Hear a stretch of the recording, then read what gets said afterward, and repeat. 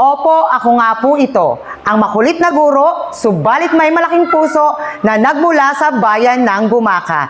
At ngayon nga po ay pupunta ako sa Barangay Buensuceso, Gumaca, Quezon, hindi para maghatid ng bigas, hindi para maghatid ng groceries, at hindi rin para maghatid ng gamit, kundi para maghatid ng 1-year scholarship para sa isang maswerteng bata na nag-aaral sa Gumaca East Central School.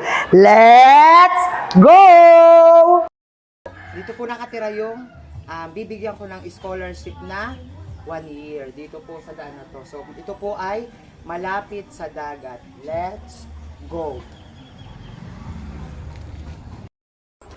So, nandito na nga po ako ngayon sa Barangay Buensuceso, Gumaca, Quezon, Sitio Salvacion dahil dito ko po ibibigay o nandito po yung recipient natin ng 1-year scholarship. Ito po ay 1-year scholarship na may free baon. Tapos, free po yung baon na bigay ni Ma'am Janay Train Cleofas, and then ako na rin po ang bahala dun sa gamit ng bata sa loob ng 1 taon. So, ito po si tatay. Tatay, ano po pangalan niya? Eduardo Orain.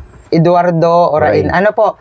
So, para sa pagkakaalam po ng lahat, para sa kabatiran ng lahat, si tatay po ay mayroong ilang anak po, tatay? Wala, sir. Okay, meron po siyang 8 anak, and then yung asawa niyo po? Wala na po. Wala na po ang asawa ni tatay. So, namatay na po. Oh, sige. So, namatay na po ang asawa ni tatay, and then siya po ang nag-aalaga lahat dun sa 8 niyang anak. Ang pagkakaalam ko po, tinanong ko po yung anak ninyo, kayo po ay 3 elementary, 3 high school. So, yun po ang iginagapang ni tatay sa pang-araw-araw. Si tatay po ay on-call na construction worker. Ano po? And at the same time, si tatay din po ay isang barangay tanod dito sa Barangay Buensuceso. Ano po?